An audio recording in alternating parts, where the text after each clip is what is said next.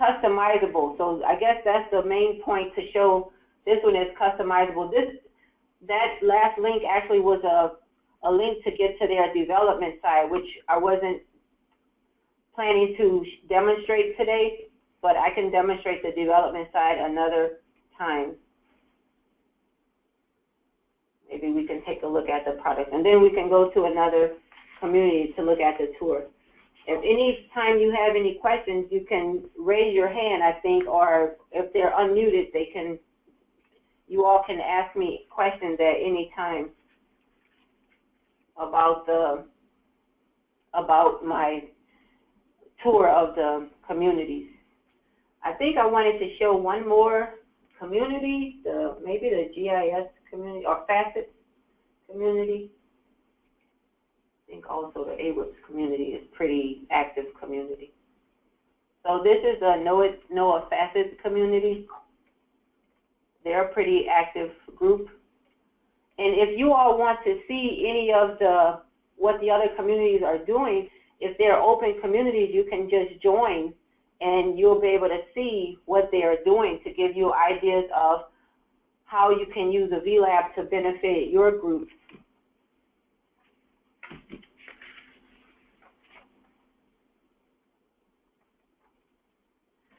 Are there any questions or comments? I'm trying to cover the main areas where people normally have questions on this area, and we're trying to be responsive and improve the user experience. So, and build a better sense of the community among the VLab users. So don't be afraid to ask a question, or you can send the email to me afterwards.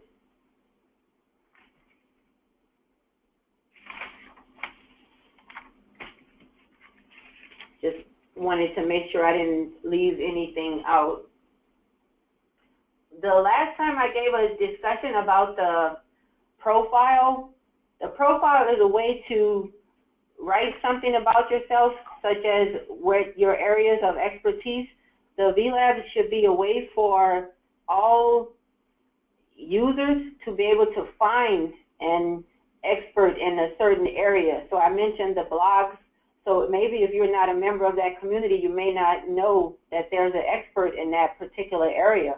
So you can go to under your name, you would click the down arrow and go to my profile, and you will get to this page. You can say something about yourself. You can say something about yourself socially. You can say something that you're interested in, where your areas of expertise are just your areas of interest, and then someone can search for you. So I'm going to search to look for a GIS expert. Maybe somebody wrote that they're a GIS expert. Okay. So several members of the VLab have listed themselves as experts in that area. So this is a good way for NOAA employees to find each other and try to work together better. I meant to show the searching feature. So there's another way to search for something, let's say aviation. Maybe you're interested in aviation. I think I might have to type that again in the search bar. So this aviation search, when you do a search, it's a faceted search, so it'll tell you if it's in a community, which community for which you're looking for the word aviation, or it could be, oh, this is a big word, or it can be not just in a community, but it can be in anything. So it might say a blog, bookmark, such and such, different tags. So you'll be able to narrow down what type of aviation you were searching.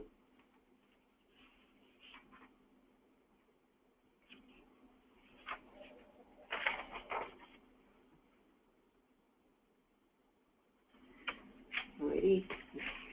I'm trying to think of another community I could show. I mentioned the blog, the eyeball. I'm free. I minimized my small screen, Greg, so I'm not sure if anybody raised their hand, but you can interrupt me if someone does. Yeah, Laura, we've been monitoring to see if anybody raises their Oh, hand. okay. Oh, I know what I forgot to mention, the science sharing. I forgot to talk about the science sharing. This was a feature that's helpful for the SUs in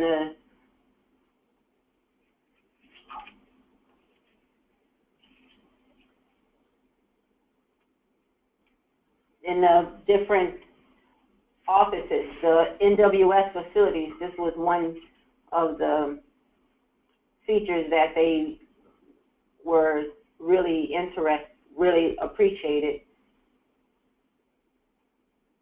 It allows for users to share NWS operations information. It's easy also to do a search, and you can find the information here as well. As you can see, they posted a lot of the documents. I think I want to go back to that carousel too.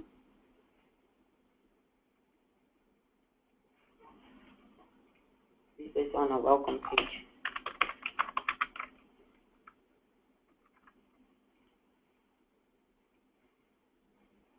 Hey, Greg, do you know how I can get back to the carousel? I want to make sure I covered all those areas. The carousel, you mean at the very beginning? Go ahead and click your virtual lab. Right? Yeah. Okay. There. Yeah, I thought I had done that earlier.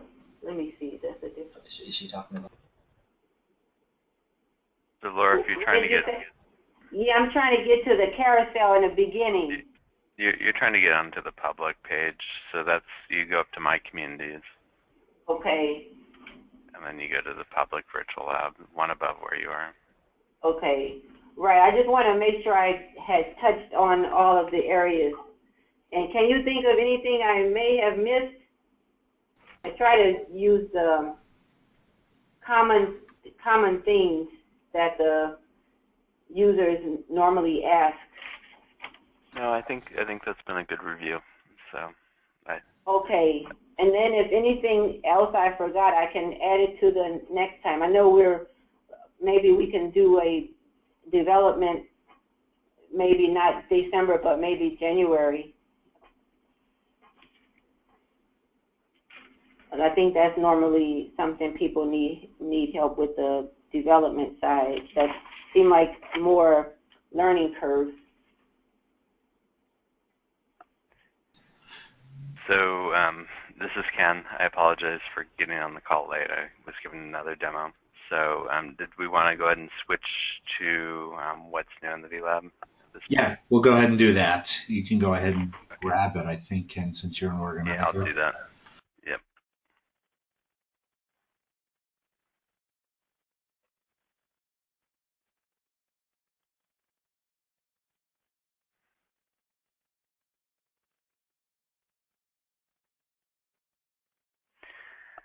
Okay, so I'll use this opportunity to introduce a new page that we put in place. Actually, it's a revamped page. We initially did have a What's New page that's accessible, but we removed it for a while, and now we have it again.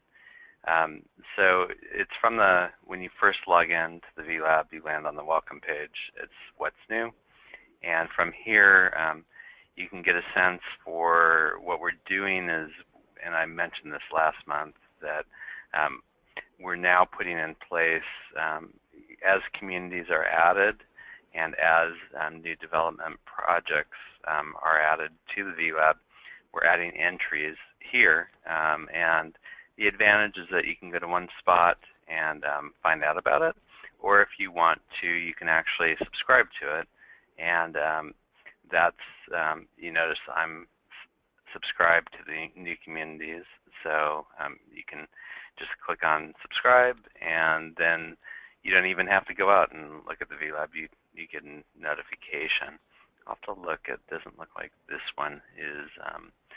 So there's a setting here that allows us to make it so that you can subscribe to it. So I'll turn that on there as well.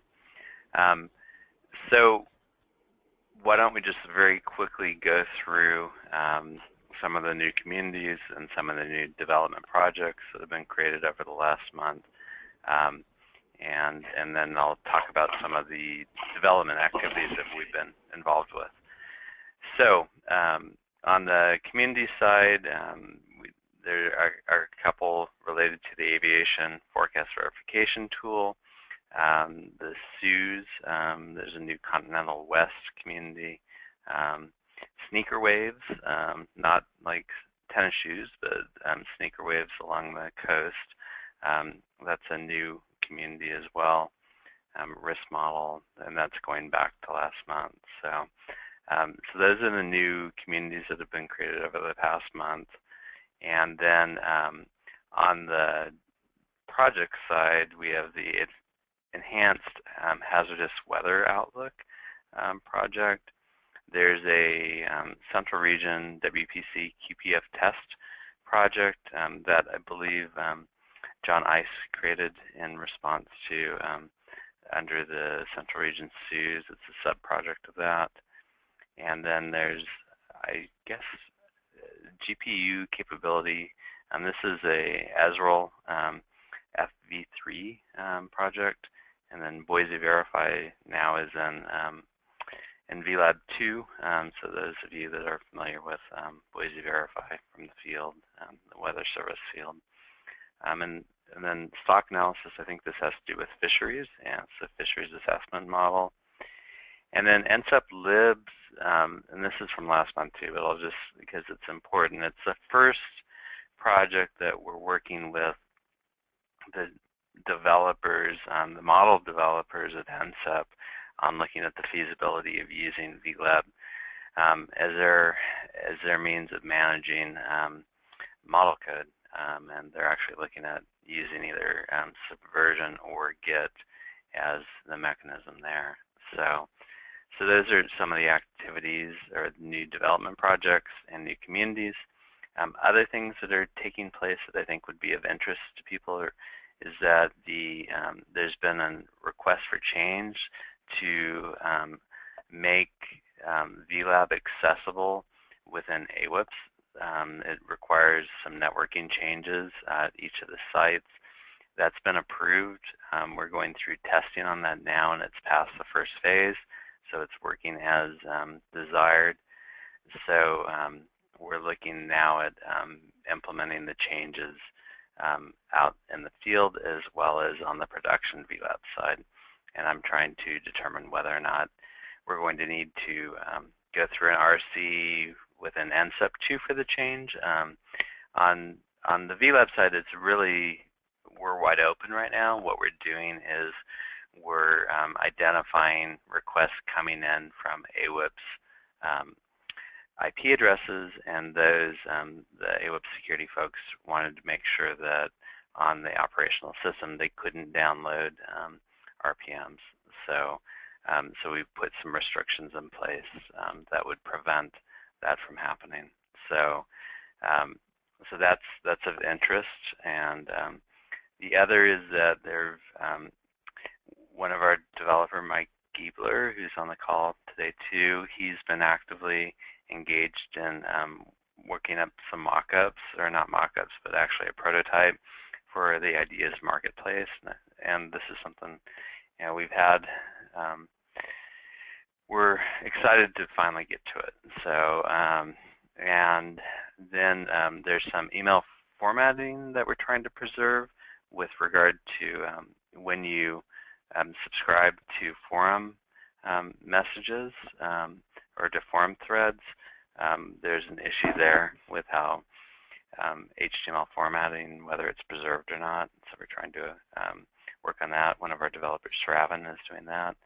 And then Mike Giebler also has done a great job of fixing and improving the NOAA's projects repository.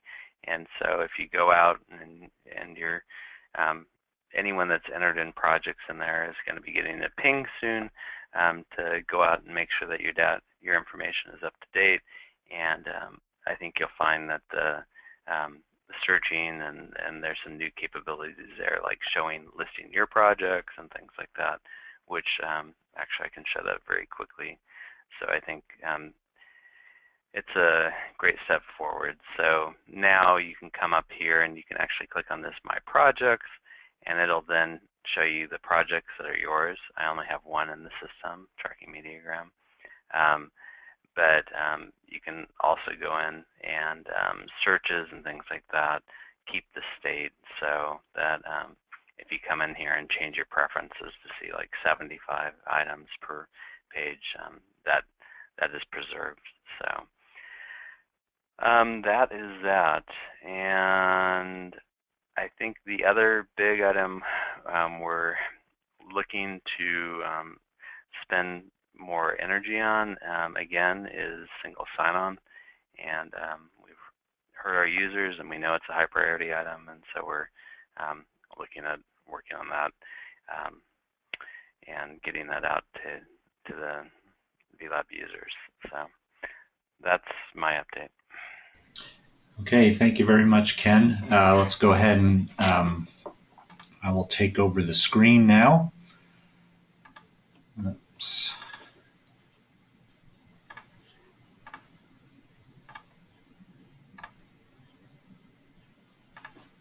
Okay, so we got it's the fast facts portion of the meeting. I've got one that I'd like to share, and these are the quick access links on the Virtual Lab private page.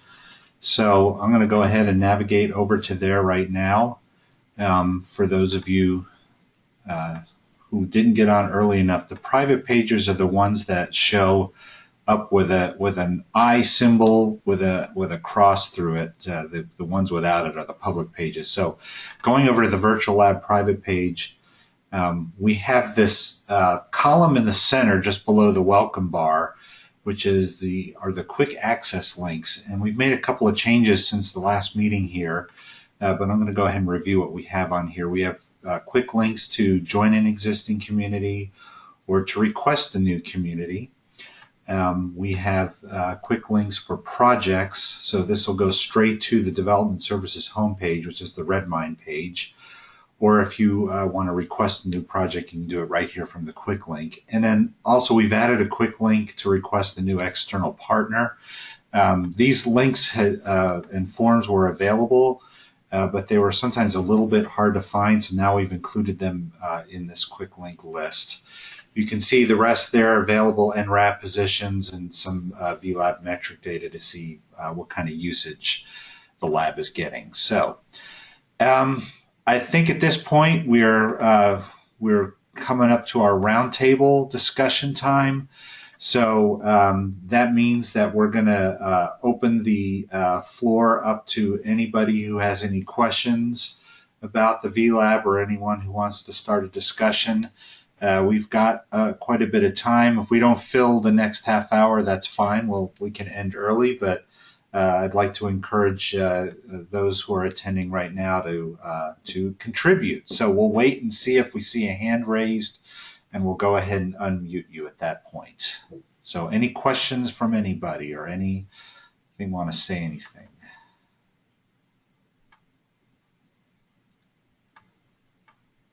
And we'll give you some time to think about if you want to talk.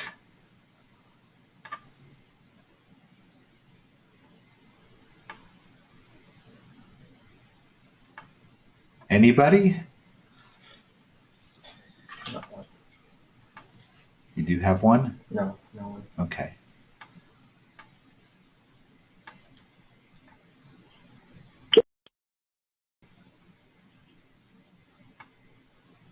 That was okay. We're hearing crickets on this end, so Kongman, do you have anything you want to talk about, or? No. Okay. I think at this point we're going to go ahead and then just kind of call it a day then. I do want to bring up that our next meeting is going to be December 2nd. This is going to count as the meeting for both November and December because of the holidays. I'm going to be searching for most likely a project spotlight that we can show at the next meeting, but any community folks who maybe folks out there who've done a lot with their communities in the recent times who want to brag about it, please contact me and I'll get you on the agenda for either the December meeting or the next meeting in January. So that's about all we have for today. It's been a quick meeting. I want to thank both Laura and Ken for their contributions today, and we will talk to you the next time. So take care, everybody.